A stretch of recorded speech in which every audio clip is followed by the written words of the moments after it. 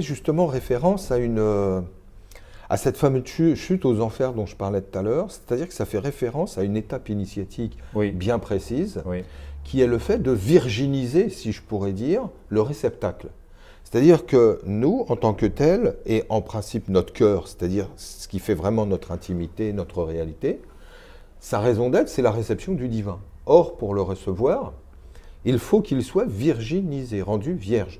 Et qu'est-ce que ça veut dire? Parce que là, quand on parle de Massathumul Ba'sa wa Darra wa Zulzilu, c'est-à-dire qu'il va y avoir quelque chose qui a un aspect négatif, puisque maladie, misère, tremblement, écroulement, c'est ce qui se produit. Et c'est pour ça qu'on traduit ça par la chute des enfers.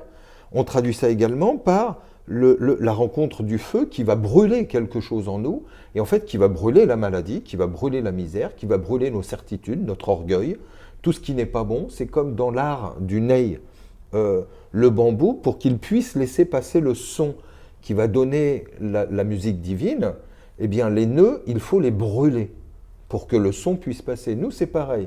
Pour que le verbe divin puisse passer, il faut nécessairement brûler quelque chose en nous. Il faut écrouler quelque chose en nous. Or ça, oui, c'est d'une douleur sans commune mesure.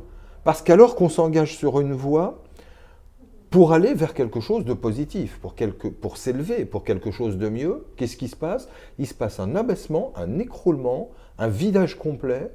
On n'a plus aucun repère. C'est-à-dire qu'on a l'impression de faire marche arrière plutôt que marche avant. Et là, le désespoir s'installe. C'est-à-dire, alors que je m'engage dans une voie dont la nature est l'élévation, je suis en train de descendre. Et quand on nous dit que jusqu'au prophète, je redis, Hatta yaqul ar-rasul walladhina amanu ma'ahu, et donc jusqu'à ce que le prophète, l'envoyé de Dieu et les croyants qui étaient avec lui disent Mata nasrullah. Mais quand va se produire l'aide divine? Mata, quand? C'est un petit peu ce cri, mais quand est-ce qu'on va toucher le fond? Parce qu'en fait, il faut descendre jusqu'au bout. Et quand Allah nous dit dans le verset qu'on a vu après, aucun de vous n'échappera au passage aux enfers, c'est qu'effectivement, il faut passer par là, il faut descendre jusqu'en bas. Et en fait, ça descend tellement bas qu'à un moment donné, dans le voyage, on a tendance à dire « Mais quand est-ce que ça va s'arrêter?